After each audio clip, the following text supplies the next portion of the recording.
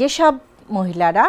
যাদের ফার্টিলিটি কমে গেছে অর্থাৎ PCOS patient polycystic ovarian syndrome যাদের কিনা আপনার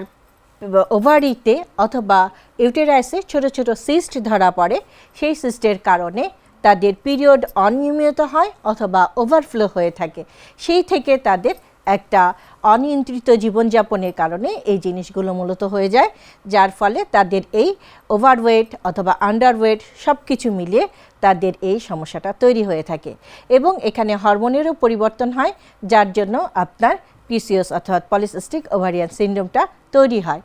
এখানে আমাদের লাইফস্টাইলে পরিবর্তন আনতে হবে, কারণ একটা জায়গায় আপনি যদি চুপ করে বসে থাকেন, ঘরের প্রতিটা জায়গায় কোনায় কোনায় যদি নড়াচড়া হয়, সে যদি মুভমেন্ট বাড়িয়ে দেয়, সে যদি ঘরের কাজগুলো করতে পারে, তাহলে অন্তত তার ওজন বাড়বে না এবং তার ক্যালোরি বার্ন হবে, সেক্ষেত্রে তার ওভারওয়েট হয়ে যাওয়ার সম্ভাবনা কমে যাবে।